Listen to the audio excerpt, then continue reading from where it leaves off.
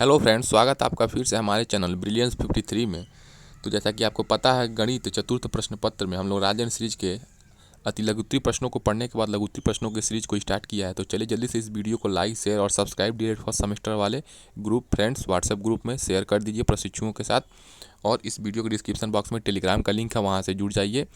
और paper first बाल विकास, paper second शिक्षण निगम, पेपर थर्ड साइंस के सभी बहुविकल्पी, अति लघु, लघु और मॉडल पेपर और PYQ सारे क्वेश्चन हमने डाल दिया, अपलोड कर दिया, सिलेबस भी बता दिया। और सीटेट का प्रिपरेशन लिंक है इस वीडियो के डिस्क्रिप्शन बॉक्स में, वहाँ से आप लोग जाके देख सकते हैं, पढ़ सकते हैं। तो इसके प्रीवियस वीडियो में हमने क्या बताया था आपको, ये पाई चार्ट के बारे में, वृत्त रेखा जो पाई चार्ट होती है उसके बारे में किस प्रकार के क्वेश्चन पाई चार्ट से रिलेटेड पूछे जाते हैं, उसको सॉल्व करने के लिए हमने बताया था। तो चलिए आज के इस वीडियो लेक्चर को शुरुआत करने से पहले, चैनल पर नए हैं तो वीडियो को लाइक और सब्सक्राइब जरूर कर दें और अपने फ्रेंड के साथ शेयर कर दें। तो चलिए आज के इस गणित में हम लोग लघुत्तरीय प्रश्नों में देखिए पढ़ते हैं। प्रश्न नंबर 29 से कंटिन्यू करते हैं, ठीक है।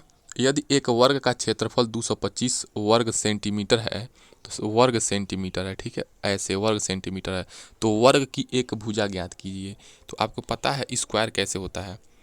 स्क्वायर आपको देखिए ऐसे ही होता है, ठीक है। ये स्क्वायर है, चारों भुजाएं बराबर हो गई, ठीक है। इस वर्ग का क्षेत्रफल कितना है, 225 है। ये कितना है क्षेत्रफल, 225 सेंटीमीटर स्क्वायर है। तो वर्ग की एक भुजा बताना है, तो कोई एक भुजा ये बताइए, चाहे ये बताइए, चाहे ये बताइए, चाहे ये बताइए। तो आपको देखिए क्षेत्रफल दिया है, तो जो दिया रहता है उसी को आधार मान के हम क्वेश्चन को आगे प्रोसीड करते हैं, सॉल्व करते हैं। तो वर्ग का क्षेत्रफल क्या हो जाएगा, भुजा स्क्वायर, ठीक है। क्योंकि देखिए क्षेत्रफल देखिए चारों तरफ के, जो देखिए ये भी भुजा और ये भुजा दोनों बराबर हो जाएंगी, ये भी, ये भी, ये भी। तो चारों भुजाएं बराबर होती हैं, तो भुजा का स्क्वायर कर दीजिए, ठीक है।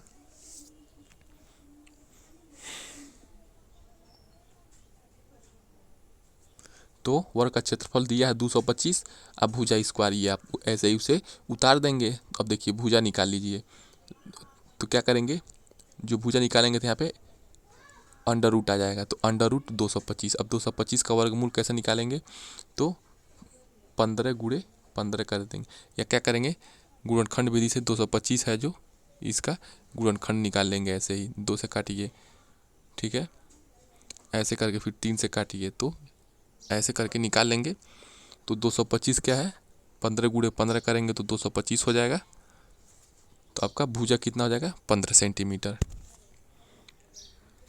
प्रश्न नंबर 30 क्या है, यदि x प्लस वाई बराबर 15 है, x माइनस वाई बराबर 10 हो, तो x तथा y के मान ज्ञात कीजिए। यानी कि ये समीकरण नंबर फर्स्ट है और ये समीकरण नंबर सेकेंड है, इसको सॉल्व करना है। तो सिंपली सॉल्व कर लीजिए।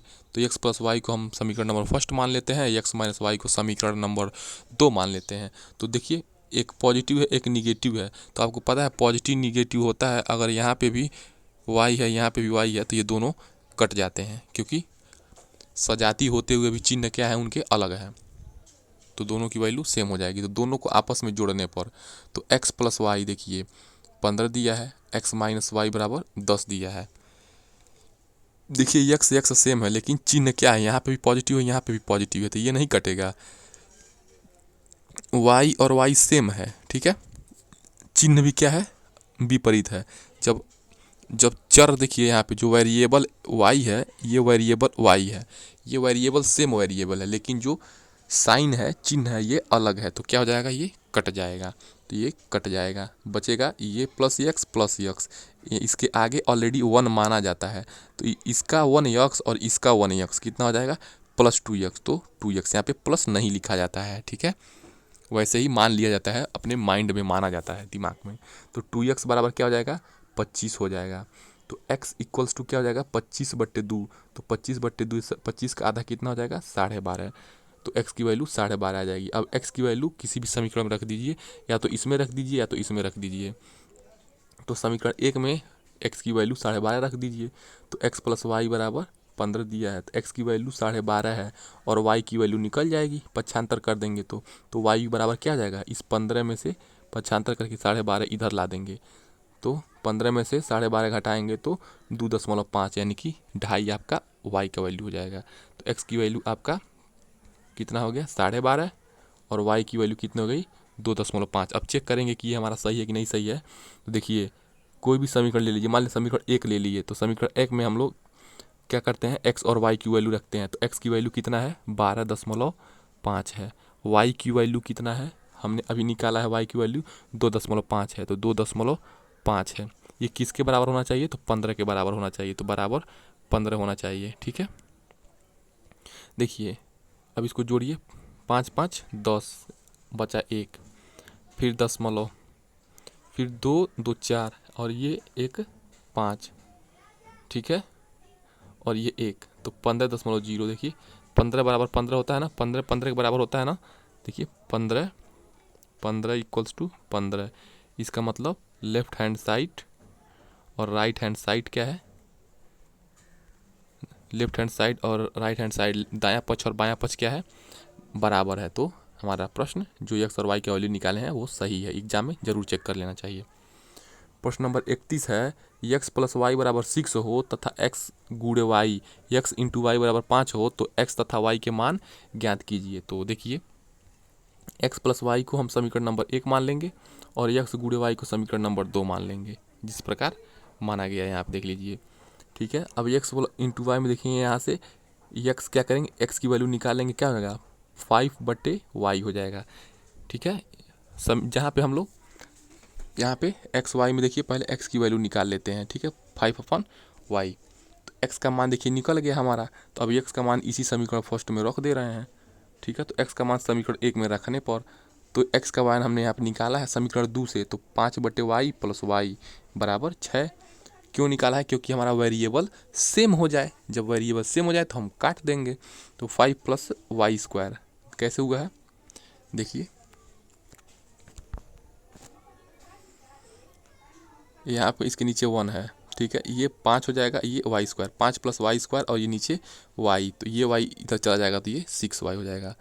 ठीक है, यहाँ पे 1 है ना, तो इसका 1 गुणा करेंगे तो 5, इसका y करेंगे 5 प्लस वाई स्क्वायर बटे और नीचे y ऑलरेडी है बराबर 6, फिर ये 6 इसमें गुणा कर देंगे तो ये बच जाएगा। ठीक है, लेफ्ट हैंड में तो आपका 5 प्लस वाई स्क्वायर बराबर 6y। अब देखिए वाई स्क्वायर और 6y को इधर ला लीजिए। ठीक है, -6y और ये +5 इधर है ही ऑलरेडी, यानी कि एक साइड y और अंकों को क्या करेंगे हम लोग, अरेंज कर लेंगे। अब देखिए इसका गुणनखंड करेंगे गुणनखंड विधि से।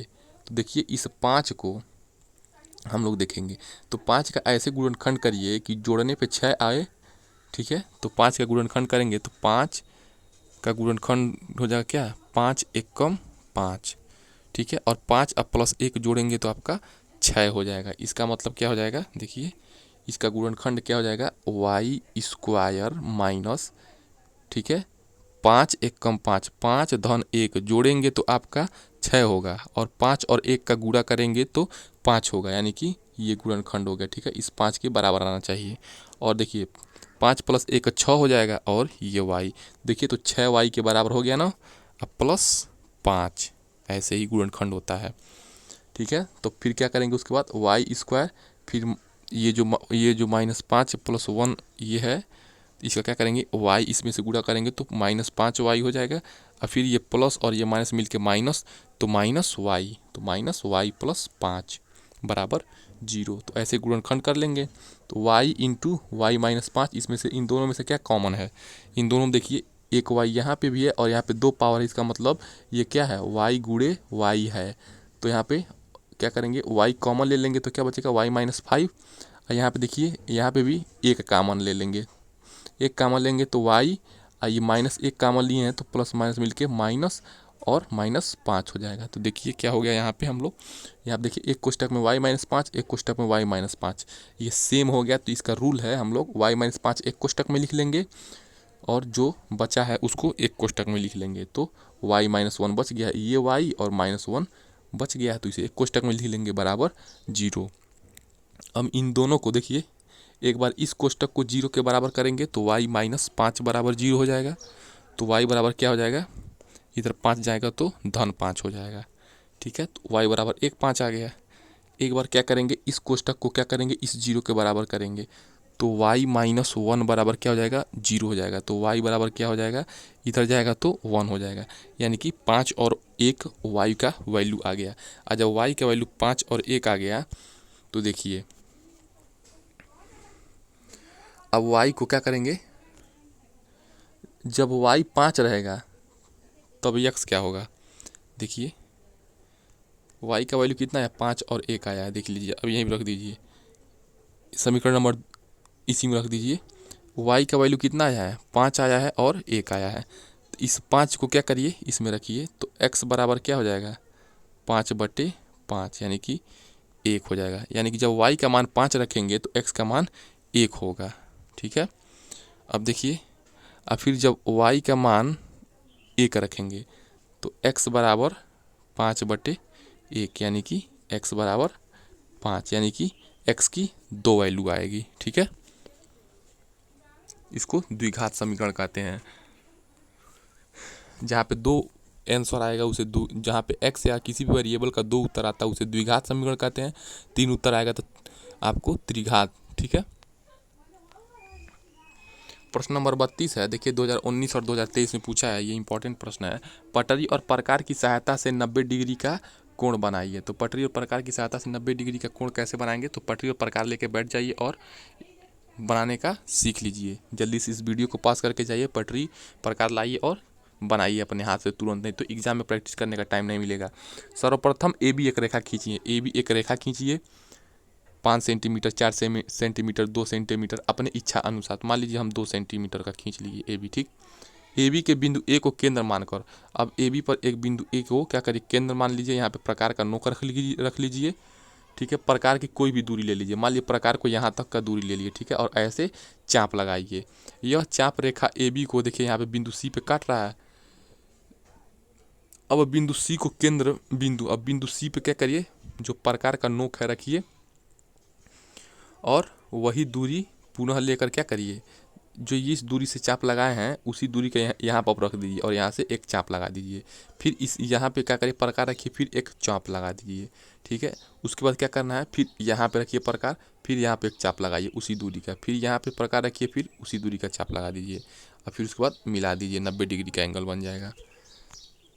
देखिए सबसे पहले ए बी खींचा है किसी भी सेंटीमीटर नाप का, 2 सेंटीमीटर, 5 सेंटीमीटर, 6 सेंटीमीटर, 10 सेंटीमीटर। ठीक है, उसके बाद एक अपने इच्छा अनुसार चाप लगाया है ऐसे। उसके बाद उसी नाप का एक चाप यहाँ पे लगाया है, एक चाप यहाँ पे लगाया है।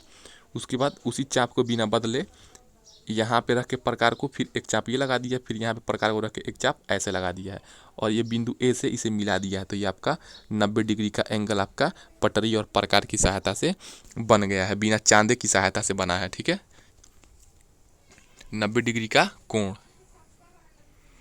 चाप को बिंदु डी पर काटता है। देखिए चाप को बिंदु डी पर काटता है। अब डी को केंद्र मानकर वही दूरी लेकर चाप ई पर लगाया। ठीक है, अब क्रमशः डी व ई को केंद्र मान लीजिए। डी व ई को केंद्र मानकर 2 चाप लगाए जो एक दूसरे को एफ बिंदु पर काटते हैं। ठीक है, आप लोग निगमन लिख लीजिएगा। एफ को ए से मिला दिया जाता है, यही एफ ए बी क्या है, 90 डिग्री का। ऐसे ही एग्जाम में आपको निगमन भी लिखना है, बस बनाकर छोड़ नहीं देना है। ठीक है, जिस प्रकार आपने उसका रचना किया है रचना विधि भी लिखना है। तो एफ ए बी आपका 90 डिग्री हो जाएगा। तो देखिए एफ हो गया आपका, ये ए हो गया, ये बी हो गया, ये आपका एफ ए बी कितना हो गया, 90 डिग्री हो गया।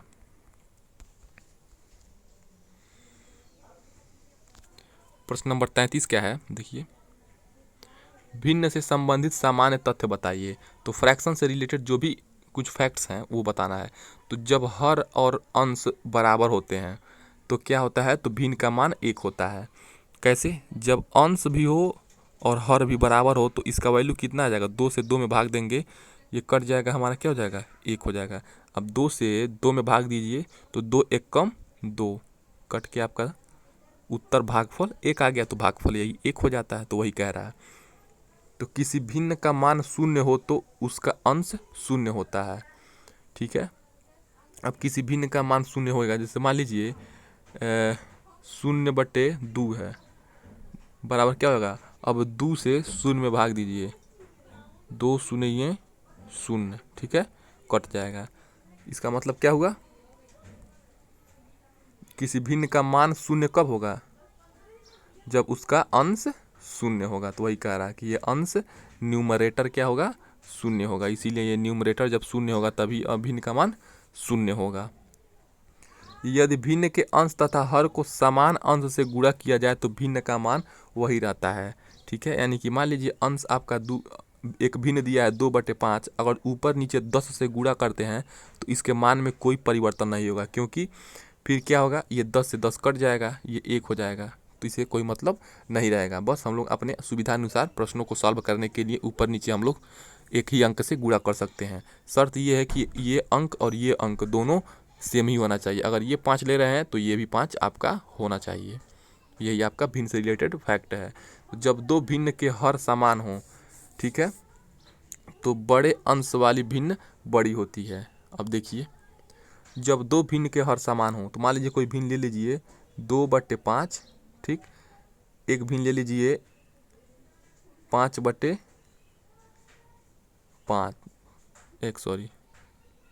एक ले लीजिए 2/6, एक ले लीजिए 8/6। ठीक है, जब दो भिन्न के हर समान हो, देखिए इन दो भिन्न के हर समान हो गए ना, और तो बड़े अंश वाली भिन्न बड़ी होती है। तो इसमें अंश ये देखिए बड़ी है ना, तो ये अंश बड़ी है, तो ये भिन्न क्या हो जाएगा हमारा, ये भिन्न बड़ा हो जाएगा। ये आपका भिन्न से रिलेटेड नियम है। अब देखिए एक फैक्ट भी आता है, क्रॉस मल्टीप्लिकेशन करिए तो 6 दूना 12 यहाँ पे लिख दीजिए, और 6 8 6 48। ठीक है, तो जब दो भिन्न के हर समान हो तो बड़े अंश वाली भिन्न बड़ी होती है।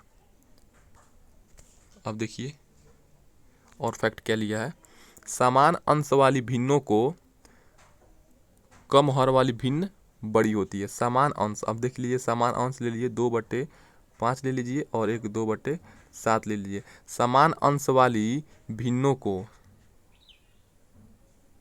कम हर वाली भिन्न बड़ी होती है। अगर मान लीजिए अंश समान है, अगर अंश समान है तो उसमें कौन भिन्न बड़ी होगी, जिसका हर क्या होगा, कम होगा।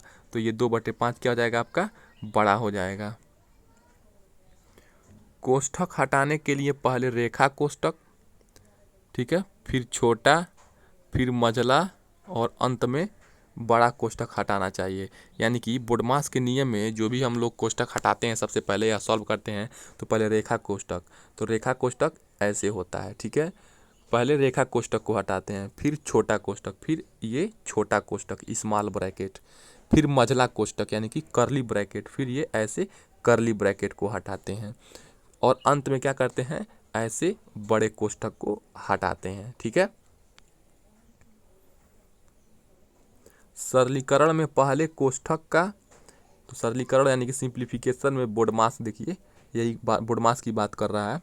तो बोडमास में सबसे पहले क्या कर देंगे, ब्रैकेट यानी कि कोष्ठक का, फिर भाग का, यानी कि देखिए ये, फिर उसके बाद ऑफ यानी कि का, ठीक है, उसके बाद भाग यानी कि डिवीजन को, फिर डिवीजन को, फिर मल्टीप्लिकेशन को, फिर गुणा को, ठीक है, फिर एडिशन को, और अंत में माइनस, एडिशन हो गया, और सब्सट्रैक्शन निगेटिव यानी कि फिर घटाना को सरल करना चाहिए। ठीक है, ये तो आपको पता ही है। तो भाग को गुणा में बदलने के लिए भाग के बाद की संख्या का प्रतिलोम लिखा जाता है। अगर मान लीजिए कि भाग को बदलना है, जैसे मान लीजिए 2/5 है भागा 6/2 है। ठीक है, तो क्या करेंगे, इस भाग को गुणा में बदलने के लिए 2/5 है, इसको ऐसे ही उतार लेंगे, और भाग के जगह क्या करेंगे, गुणा लिख देंगे, और ये 6/2 है, इसको क्या करेंगे, 2/6 कर देंगे, तो आपका ये गुणा में परिवर्तित हो जाएगा। ये आपका रूल है। प्रश्न नंबर 34 है, देखिए हल कीजिए। क्या हल करना है, मतलब सरल करना है। -1/8 भागा 3/4, ठीक है, फिर -7/12 भागा इतना।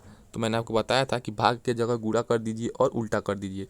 तो -1/8 लिख दीजिए, और भाग के जगह गुणा कर दीजिए और 4/3 कर दीजिए। फिर 4 से 4 एक कम 4, 4 दूना 8। ठीक है, ऊपर देखिए -1 हो जाएगा, अब 3 दूना 6, -1/6 आपका उत्तर हो जाएगा पहले वाले का। देखिए पहले वाले का उत्तर आपका कैसे ऐसे ही सॉल्व किया है, -1/6 हो जाएगा। अब दूसरे में देखिए क्या हो जाएगा आपका, देखिए दूसरे में ये -7/12 है ना, तो -7/12 लिख लीजिए। ठीक, फिर भाग के जगह गुणा कर दीजिए, फिर -2/3 को उलट दीजिए। चिन्ह तो आपका माइनस ही रहेगा, तो माइनस ही चिन्ह रहेगा। अब 2/3 को 3/2 कर दीजिए। अब देखिए बराबर क्या हो जाएगा, ये माइनस माइनस और माइनस का गुणा क्या होता है, प्लस होता है। तो 7×3 = 21, 21/4 हो जाएगा। देखिए कितना आया है, ओ 21/4 नहीं, ये हमने इसे ध्यान नहीं दिया 12th को, तो -7/12 हो गया। ठीक है, भाग को गुणा कर दीजिए और -3/2 है, तो क्या करिए 3 से कट जाएगा 12, 3 से 4 बार में 3 चौके 12 है। ठीक है, तो क्या हो जाएगा, माइनस माइनस माइनस मिली के प्लस हो जाएगा, प्लस 7/4×2 = 8 का -7/8 हो जाएगा, +7/8 हो जाएगा। तो +7/8 देखिए हो गया। ठीक है, वो हमने 12th नहीं देखा था।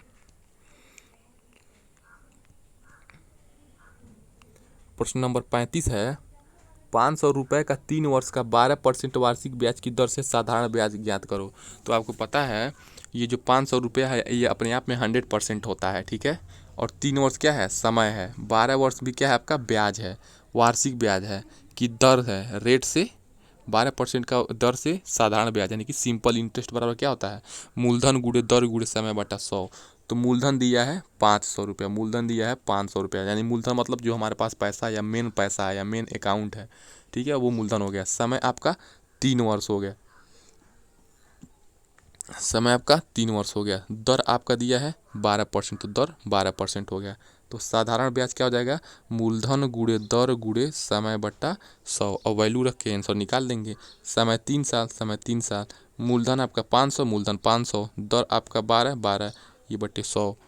तो क्या हो जाएगा आपका, देखिए 1 0 से 1 0, 1 0 से 1 0 काट देंगे। अब गुणा कर दीजिए, नीचे कुछ बचा नहीं है अब। ठीक है, ये 5 बचा है, ये 3 बचा है, ये 12 बचा है। तो 12×5 = 60, 18×18 180 आपका क्या हो जाएगा, साधारण ब्याज हो जाएगा आपका 180 रुपया साधारण ब्याज हो जाएगा। यानी कि 500 रुपये का अगर 3 वर्ष का 12% से लेते हैं तो आपको कितना ब्याज देना पड़ेगा, 180 रुपया देना पड़ेगा 3 साल में। ठीक है, तो इस प्रकार हमने लघु उत्तरीय प्रश्नों में प्रश्न नंबर 35 तक पढ़ लिया। चलिए इस वीडियो को लाइक शेयर सब्सक्राइब अपने डीएलएड फर्स्ट सेमेस्टर वाले फ्रेंड्स प्रशिक्षुओं क्लासमेट्स के साथ व्हाट्सएप पे शेयर कर दीजिए। टेलीग्राम का लिंक है इस वीडियो के डिस्क्रिप्शन में, टेलीग्राम से जुड़ जाइए और वीडियो का लाइक करना ना भूलिए। और paper first, paper second, paper third, paper fourth का प्लेलिस्ट है और सीटेट का कुछ इंपॉर्टेंट क्वेश्चन है हमने वहाँ पे डाल दिया है, PYQs वगैरह सारा आप लोग पढ़ लीजिए। उसके बाद मिलते हैं नेक्स्ट वीडियो में। जय हिंद।